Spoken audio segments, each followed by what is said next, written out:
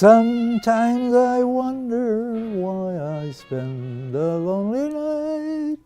That's my theme song. My wife and I used to dance to that. That was our favorite song. Whenever we heard that song, we got up no matter where we were. I was in the men's room one day, and she came out. She said, "They're playing the song." So I had to come out with my pants down around my ankles. But we danced to it, and it was beautiful. I'm sorry. I shouldn't have said that. My cameraman is making a very grimace face. I just want to say that my guests today, you got to listen to them. And I'm so happy that I've got two boys, 58 and 62, that have never had an addiction problem. They've never known what it is to be an addict. I don't know why. They had friends that were a little unsavory, but they just didn't fall into that trap. The only incident I can remember is my youngest son, Brian, and Brian, forgive me for telling this, but it's not really that bad. He worked in a restaurant in Randolph where I lived. He was a young kid. He got a part-time job. He was like 16 years old. And what he did was work in the kitchen, washing dishes and peeling potatoes and all the dirty work because he had no skills. He's just glad to get the money. And during break, he went out with a bunch of other guys that worked there, and they went in this guy's car, and they lit up marijuana cigarettes. My son didn't. And the cops came over, the policemen, and they smelled it. They made them roll down the windows, and they arrested all of them, including my son, Brian. I got a call because I knew the police in Randolph, and they told me that my son was in jail for a narcotics rap, and if I wanted to come up and bail him out, I could do so. Well, I went up, and I looked at my son with these other guys, and like most fathers, I kind of didn't believe. He said, "I never had, Dad, it wasn't me. I didn't do anything. I didn't smoke. There was nothing. Really, honest to God, I didn't." Well, I didn't really believe it. He was with all these guys. Where there's smoke, there's fire, right? So I didn't bail him out. I went home. I said to the police officer, "Keep him." And so one of the other guys called up his father, who happened to be a hairdresser as well. He bailed him out.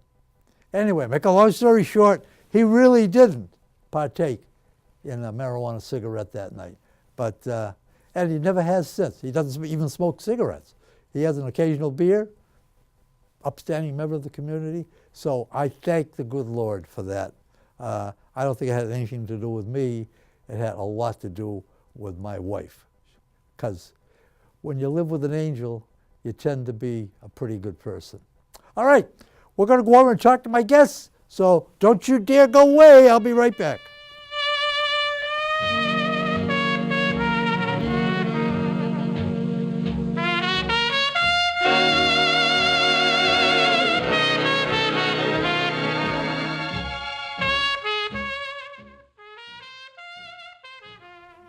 Hi, it's me again. Good to see you. As I told you a little earlier, this show that we did initially with the glasses. When I say the glasses, it sounds like glasses or glasses. Dave and Debbie Glass, the show that we did with them about drug addiction and rehabilitation and the part that the good Lord, the higher power, I take part in, was so informative that we invited them back to finish what they started. Because 30 minutes really isn't enough time. As a matter of fact, 30 years probably isn't enough time to tell you what they know, what they've learned, what they've studied, what they've been successful at. And we try to impart a little bit of that to you. Very difficult, to sit here behind a desk or to have them sit here on a couch and try to so hard to get you to understand what they're saying about this horrible evil called drug addiction with our young people today. And by young people, they tell me between the ages of, I guess, 16 to 40. Those are young people, especially to me, because I'm 3 times that age, or 4 times or whatever it is, you figure it, you do the math. But we have invited Dave and Debbie Glass back, and certainly glad to have you. Hi, Dave and Debbie. Hello. How are you? Thanks for having us back. Listen, you're a delight. You're a perfect delight. How long have you been married? Do you mind my asking? 25 years. Are they happy years? I didn't ask you, Dave. I'm asking her. Yeah, they're great. Yeah, great years. Yeah. Would you marry the same guy over again? Yes, I would. You could be honest with me now, because there's only I don't know, a couple of thousand people watching us. Yeah, no, I would. Probably your friends and neighbors are watching. Yeah. What's your anniversary? September 29th. September 29th. And that will be how many years? 26? 26, yeah. 26 years. What'd you do for your 25th anniversary? Anything special? I don't remember. Actually, one of my husband's daughters and my son, I like to go to Cornerstones, and I love their Caesar salad with steak tips. So he's snuck my son down from Boston, and his daughter and my son set a table for us at home and brought in Caesar salads with steak tips from Cornerstones. Sounds good. You're making me hungry. Yeah. When you go to Cornerstones, and we get a little plug-in for Cornerstones, by the way, they're right next door here. Right. They're good outfit. They're a Yeah. good place to go. But do you take a drink? Yes, I do. Do you? Yeah. Dave, do you drink? I drink Do you have about a a drink? beer or two a week. Yeah, beer or 2 a week. Okay. If your son were there with you, the one that was addicted, would you drink in front of him? Is that a problem with He him? has allowed us to do that. We would normally not do it, but Okay. he senses that we would, be probably uncomfortable if we did. But Yeah. he said, please don't be uncomfortable. Yeah, initially we didn't. Okay. All right, enough from me. Yeah. Let's take up where we left off, if you can remember, about this addiction thing and how to cope with it. Well, we've been Carver residents for 17 years now, and all during those 17 years, we've been involved in substance abuse through our son. And we mentioned how much of a support we have been to Teen Challenge and to our son. Well, he has been a tremendous support to us as well. He has participated in a number of events that we have been involved in. We started getting involved in the town of Carver when the Carver Reporter started putting headlines, this is going back 10 years ago now, about the seriousness of the epidemic in the town. We felt with our experience, with our exposure to it, that we could be of help. So we got in touch with Chief Dufley and his staff, and since then we've been actively involved in the Carver Cares program. We've been involved in a number of events. We participated in a forum at the Carver Middle High School where our son came down from Boston and participated. The three of us have done family support groups at the Carver Library. And the point is that we are actively involved in it. The fact is, we want you to be actively involved in it. You need to start getting involved. If you are a victim of substance abuse and are seeking help, please get involved in the resources that are currently available for you. That's the key to your success. You've heard Debbie's story about how she had to turn her suffering over to God. We want you to relieve yourself of your suffering and seek help. It's there. It's available. It's available for mothers and fathers. It's available for grandparents who are taking care of their kids. Resources are out there available. If you desire, there's a drop-in center at New Hope Church in Plymouth where you can drop in. People will hear you, they will listen to you, they will counsel you, they will give you a free meal. The Chief of Police of Plymouth and our Chief Dufley and the Middleborough Police Chief of Police have now have a program where if there is an overdose in your family and the person has survived, they will come to your house the very next day and counsel you. They will offer you help. They will provide services such as a bed for your addict. So these are the things that are happening, and they are being very successful. Look into them, take part in them. Debbie and I have a ministry of our own called Harvest Inspired Ministries. Meets every Sunday night, and it's for parents who are suffering from the addiction of their children. We counsel them, we pray with them, we feed them, and we've helped many, many parents over the past 6 years that we've been an organization. So please seek the help that's available to you. Debbie, anything to add to that? Yeah, he mentioned Harvest Inspired Ministries. We call it HIM. And there were 4 of us mothers that were getting together every Thursday night at one of the gals' houses. And we would talk about our children, what they'd been doing, what we were going through, and we would pray for each other. And that led to, that expanded into one of the women. Her husband was a lay pastor, and he said we ought to get more people involved in this, and that was 6 years ago. So every Sunday night there's a group. If there's anybody out there who is a person of faith and really almost wants to even know why God is allowing this to happen to them, I think that's one of the hardest things is, if you are somebody who's a person of faith, you don't even know how to pray. You don't even know why it's happening and how to even get yourself through it. I've had a lot of people come up to me and say, what do I do? My son's doing drugs. They don't, I think even, somebody who's a Christian and going to church has the hardest time admitting that their kid is a drug addict. That was one of the hardest things for me, because you feel prim and proper and you don't want anyone else to know what your kid is doing.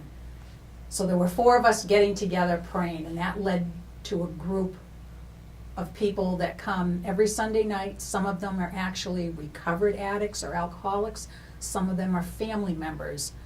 And it's a support group. There's no, format. There's no. Can I step in here Yeah. for a minute? You said a couple of minutes ago about, do you have to be a Christian to No. take advantage of what you're talking about? Nope. No, and most of the people that come there, well, I won't say most of them, I wouldn't, some of them are regular church-going people, and other people, just hear about it and come in, or somebody, tells them about it or brings them, and they come into it. But we pray for them, and, they... Suppose you're a Jewish addict. Oh, yeah. No problem? No, oh, yeah, it's not, it's faith-based.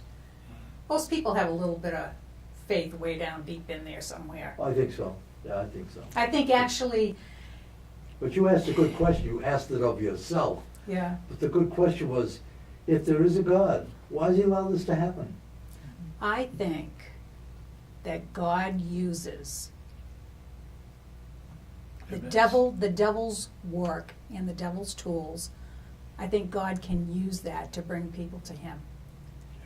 Because I know my relationship and my faith is stronger than it's ever been, and it's only because of my son's addiction. One day my son said to me, he says, Mom, I'm really sorry for what I put you through.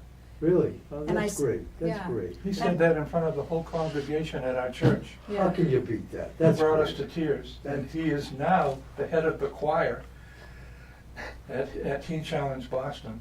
How does that make you And feel? being in a leadership position is just How does a that make miracle. you feel? It's one How of does that God's make you miracles. feel? It makes us feel that we should be doing what we're doing right now. Do you feel that you had a large part to do with his soberness? At first, I was terrible at enabling. Debbie was a strong enabler. I would meet Fred at Cumberland's and fill his tank with gas and buy him cigarettes, unbeknownst to Mom, a thing that we had between us. I soon discovered that I was making a almost fatal mistake, and I corrected that real quick. Yeah, so you have to be careful of allowing them into your house, giving them what they need, even putting up with having them steal from you to support their habit. You've got to get over that and turn them out to where they're going to find a fix. Let me digest just a little bit more of this, because we're going to take a little break here. Give you guys, you're doing a great job. I'm surprised that one of you hasn't started to cry yet. I think you've been near it, but It's amazing that we haven't. I'm sure it is.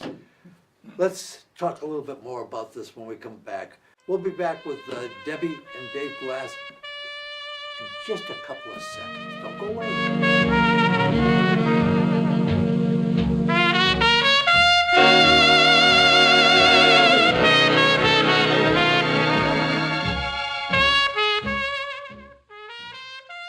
Oh man, this has been great. This is just,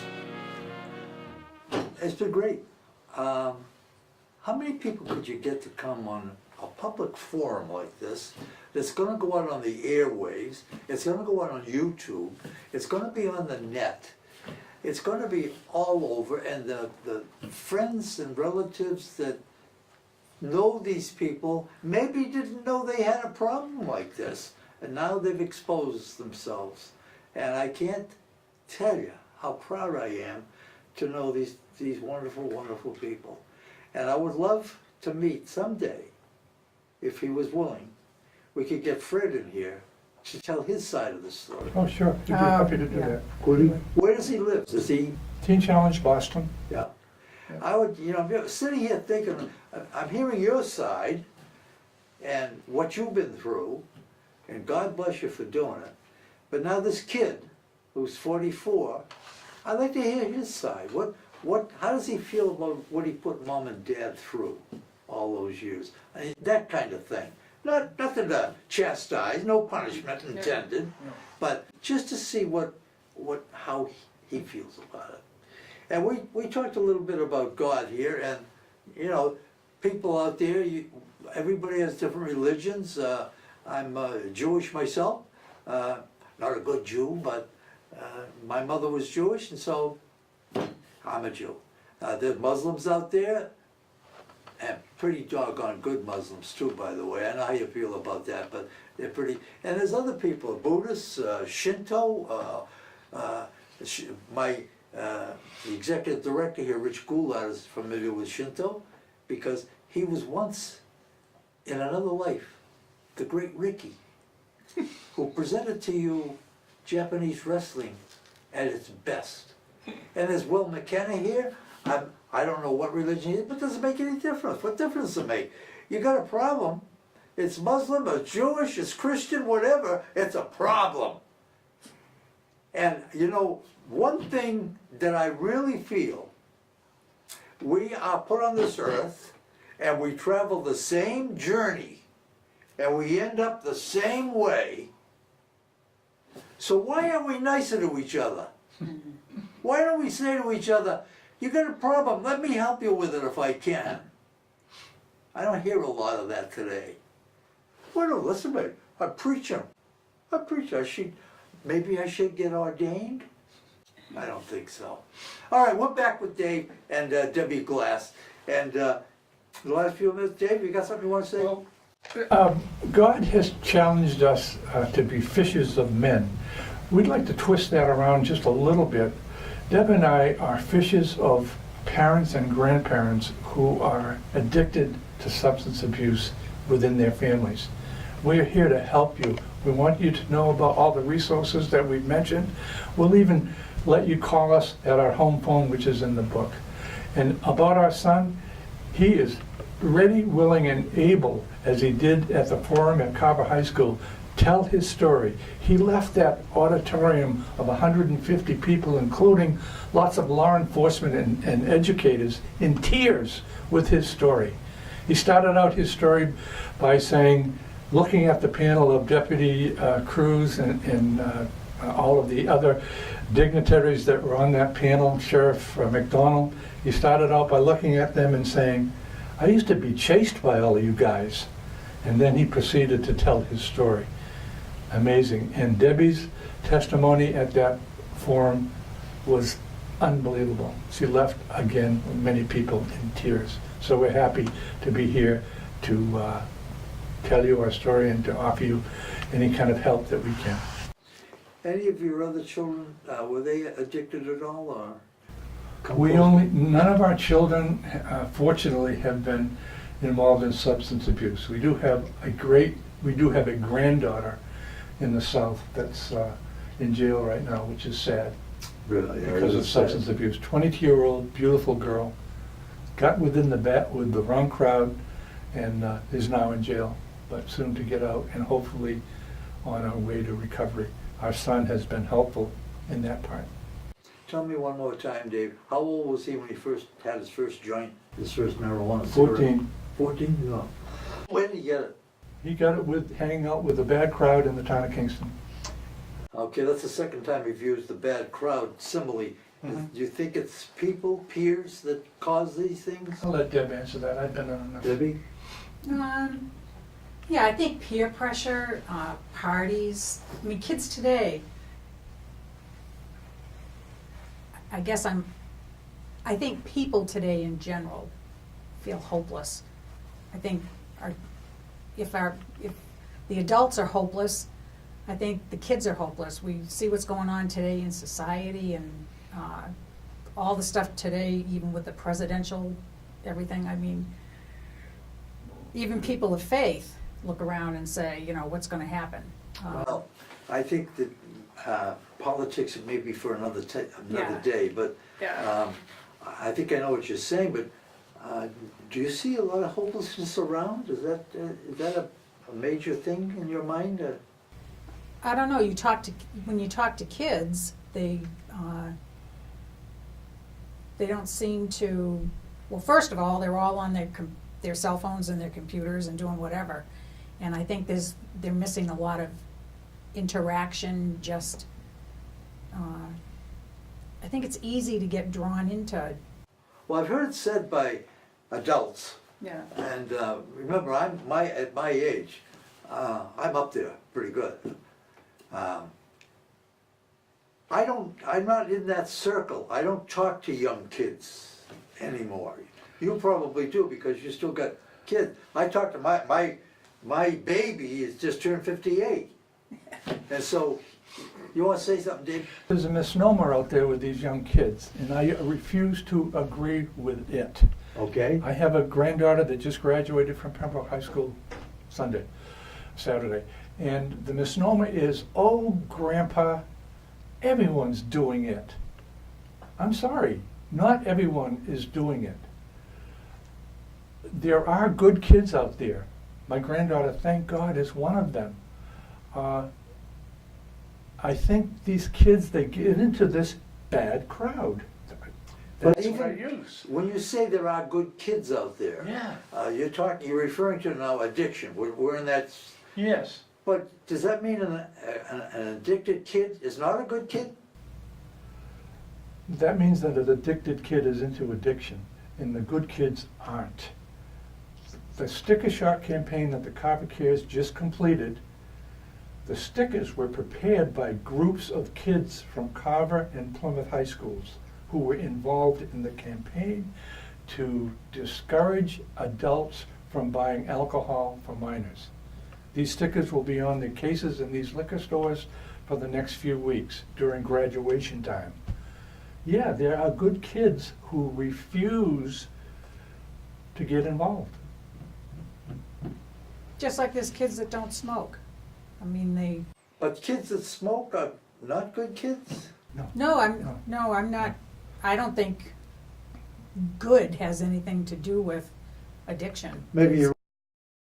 That's Yeah. not a good word, but I think a kid that smokes shouldn't, with all the information there is out there about the dangers of smoking, he shouldn't. But that doesn't make him a bad kid. No, that makes them a victim. That makes him a victim Yeah. of his own vices. Bad choices. Of his own choices. Yeah. Yes. But kids need help. Kids need help until they become. My kids, 58 and 62, still come to me, believe it or not, for advice. Yeah. I've been there. I've done it. Sure. I've seen it. Yeah. I know what it can do to you. Yep. The secret is the parents need to stay involved with their children, no matter what devices or distractions. Man, I will agree with that over and over and over again. Whenever I did anything as a kid, my parents were there to cheer me on. It doesn't happen a lot today. And they knew, and your parents knew where you were Yes. and what you were doing. They were Yes. on top of everything. Yes. But parents today, or the mother and the father are both working. Kids come home from school, they hang around with other kids, and. Well, it's a different, when I grew up, it's a different time. Yeah. It's a different era. I'm up from another world. I don't understand this world. I'm still having trouble with people calling me a sexist. I was a hairdresser most of my life, dealing with women over and over and over again. Never was called a sexist. I don't know what the term means, but we're going to get somebody in here that can explain it to me. In the meantime, I'm sorry I got to cut you off. Time restraints again. Again, thank you so much, Dave, for coming on my show, and a double thank you for bringing this lovely lady with you. My pleasure. He's gorgeous. My pleasure. We've been a team for a long time. Let's get together and see if we can get Fred to do a show. No problem. Yeah, With or without you, whatever you want, however you want to do He'd be it. happy I'd to. like to sit down and talk with this guy, 44-year-old man, who's been through hell and back. Yeah. I would like to talk to him. You name it, he'll be here. Thank you so much. In the meantime, you probably know I'm Ken Simmons. I'm a little concerned sometimes that I don't remember my own name, but you help me with it. Thanks for watching. I hope that we brought something to you that you can take home and chew on for a while and use, because these people, again, they've exposed themselves and they've told you what they've been through and how they've coped with it. So, in the meantime, and the next time for Area 58, and I gotta thank the Glasses, the Dave and Debbie Glass for coming in a second show, and Will McKenna and Rich Goulart for all the hard work they do. They do all the work. I get all the glory. I'm just a pretty face. Till next time, like Red Skelton used to say, goodbye and God bless.